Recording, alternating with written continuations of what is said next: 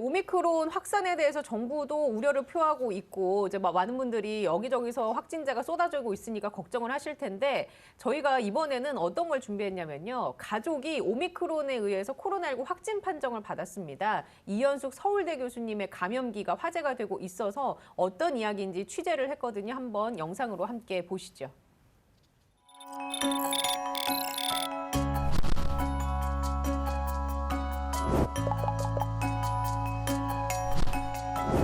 좋습니다. 감염된 세포를 빨리빨리 제거한.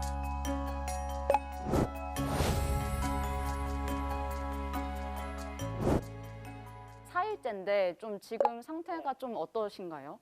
또 상태는 사실 뭐 열은 있어 본 적이 없고 그래서 목이 약간 그 목소리가 이렇게 깔끔하게 나오지 않고 가끔 간질간질해서 마른 기침 한다는 거 빼고는 좋습니다. 이게 어쩌다가 확진되신 거예요, 교수님? 저는 이제 제 딸이 24일 날 미국에서 잠시 이제 학기 끝나가지고 귀국을 했는데 10일 자가격리를 해야 되지 않습니까, 집에서. 그래서 이제 집에 왔는데 처음에 보건소 가가지고 그 저희가 세 식구가 모두 다 가가지고 검사를 받았어요. 그 다음 날 연락 오기가 모두 다 음성이었는데 그때 우리 딸이 그러더라고요. 자기가 사실은 목이 간질간질했는데 이게 뭔지 모르겠다. 뉴욕에 오미크론이 워낙이 많이 퍼지고 그래서 가능하다고 생각했었어요. 그랬는데 그날부터 보니까 얘가 목이 막 잠기기 시작하더라고요. 교수님께서도 3차 접종까지 마치신 거죠? 저희 세 식구 모두 다요. 이른바 돌파 감염이 된 건데 다행히 이제 증상은 좀 세 분 다 경미하셨네요. 정확하게는 한 이틀 정도는 목이 확실히 잠겨 있었었고 근데 빠른 속도로 또 낫더라고요. 그래서 열도 전혀 없고 한 번도 열이 났던 적이 없어요. 세 사람 모두 다. 냄새 맡는데도 문제가 없고 그 다음에 뭐 맛 느끼는데도 문제가 없고 뭐 식욕이 떨어지지도 않았었고 그야말로 그냥 되게 경미한 목감기 이렇게 아주 우리 흔히 겨울에 앓는 거하고 똑같아요. 건조할 때. 기존 그 알려진 코로나19 증상과는 좀 많이 다른 것 같은데 아무래도 이제 그 미국에서 오미크론이 좀 유행을 하고 있다 보니까 교수님께서도 좀 오미크론으로 좀 추정되는 그런 게 있으신가요? 여러 가지 정황으로 저는 오미크론일 거라고 생각합니다. 첫 번째는 저희 아이부터가 그동안은 델타가 유행하고 있는 동안은 그 학교도 전혀 감염자가 거의 뭐 일주일에 한 명 나올까 말까 뭐 이렇게 하고 있다가 크리스마스 전주부터 많이 나왔는데 그렇게 된 건 오미크론이 창궐하면서 그랬었습니다. 그래서 만약에 우리 아이가 걸렸다면 미국에서 걸려서 왔을 것이고 그것은 그래서 기숙사에서 그 뭐 샤워룸이라든가 이런 데서 그리고 증상이 정말 목에만 있어요.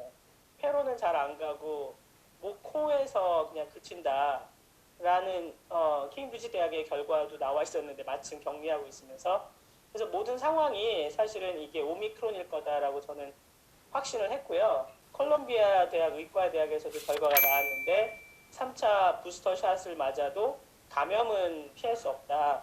그게 딱 저희 식구가 거의 증명하고 있는 듯 했고요. 중증으로 가지 않으셨다는 건 좀 세포 면역은 제대로 작동하고 있다고도 볼 수 있을까요?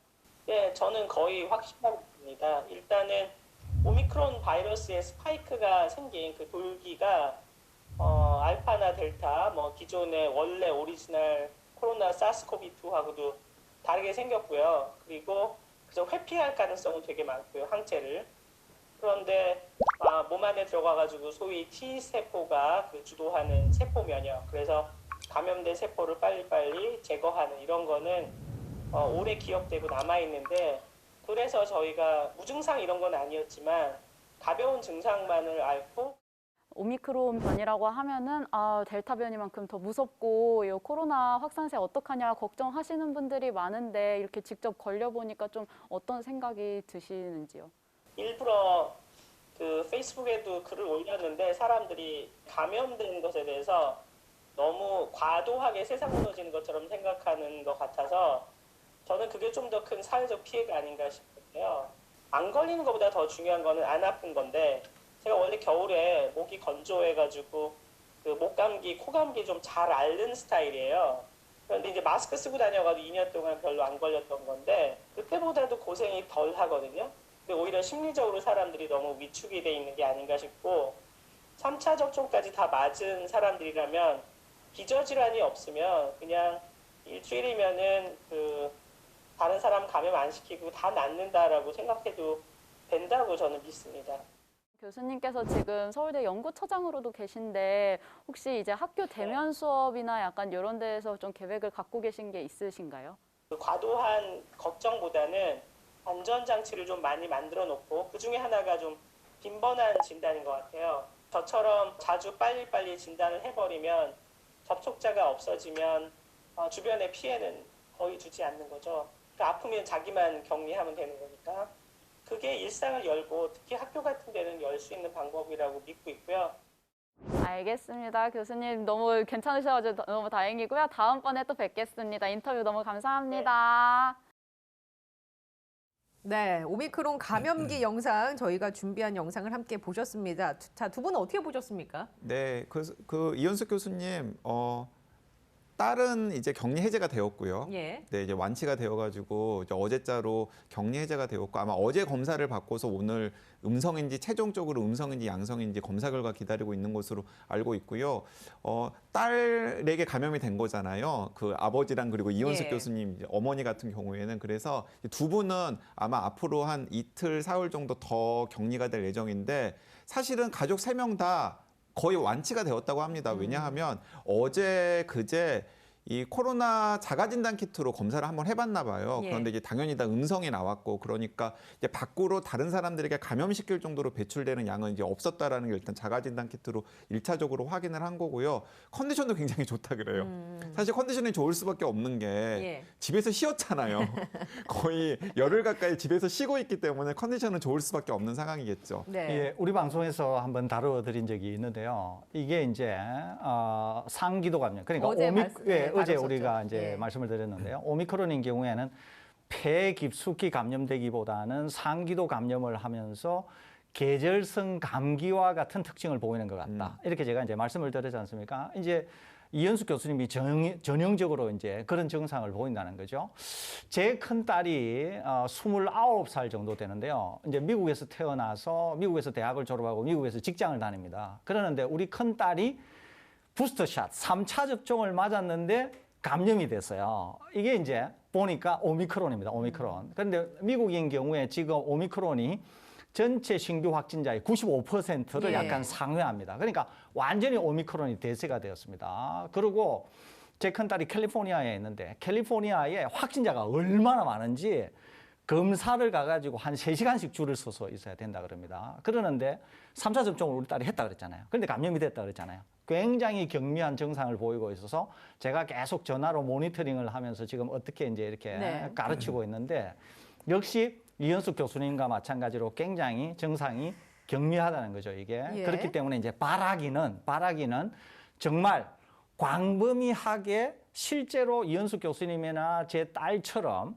경미하다고 하면 특히나 이제 고령층에서조차도 경미하다고 하면 심지어 고령층에서는 백신 접종이 되었으니까 훨씬 더 만일에 경미하기만 하다면은 향후에 오미크론이 유행이 된다고 하더라도 이현숙 교수님 지적하신 것처럼 너무 위축될 필요 없이 상황은 오히려 좋아지는 거 아니냐라고 하는 희망, 기대가 있다는 점 때문에 올해는 우리나라 방역 상황이 좀 좋아지지 않겠나 하는 기대는 있다는 말씀드립니다. 그 한 가지만 첨언하면 이 TBS 보도본부 과학재난팀에서 이 이현숙 교수님을 딱 찍어가지고 이제 인터뷰를 한 이유가 무엇이냐면 일단 오미크론 감염 가능성이 굉장히 큰 것도 있지만 이현숙 교수님께서 일단 생명과학부 교수님이시잖아요. 본인이 이제 그 그러니까 이제 본인의 몸에서 일어나는 예. 여러 가지 상황을 가장 잘 이해하시고 또 설명하실 수 있는 분이기도 하고 다른 하나는 이분이 서울대 연구처장님을 맡고 예. 있으면서 서울대학교의 방역 행정과 방역 자문을 총괄하고 있는 분이에요. 그 신속 PCR 때 저희가 한번 인터뷰했었죠. 네, 그렇습니다. 이제 네. 그렇기 때문에 본인이 또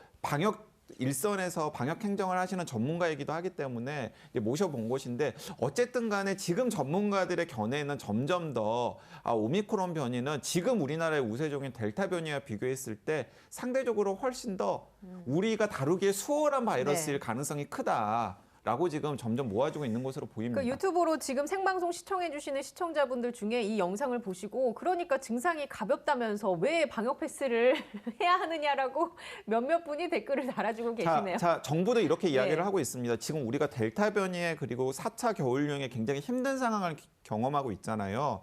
이 상황을 지금 넘기기 위해서 방역 패스가 필요한 거예요. 근데 방역 당국 관계자들도 어떤 이야기를 하고 있냐면 상황이 호전돼서 단계적으로 일상 회복이 점점 더 진전이 되면 방역 패스의 적용 범위라던가 그리고 방역 패스의 수준이라는 것들을 조정할 여지가 있다라고 이야기를 하고 있습니다. 예. 그러니까 지금의 위기를 넘기기 위해서 방역 패스가 필요한 것이지 우리가 방역 패스를 천년만년 계속 가져갈 그렇죠. 것은 아니다라는 것도 예. 강조드리고 싶습니다. 거기다 중요한 것은 뭐냐면은 우리나라는 일단 오미크론이 우세종이 아닙니다. 그러니까 영국이나 미국이 아니라는 거죠. 우리나라는 여전히 델타가 우세종이고 델타는 병원성이 상당히 큽니다. 독감과 비교해서도 치명률이 10배나 높다고 제가 여러 차례 말씀드렸지 않습니까?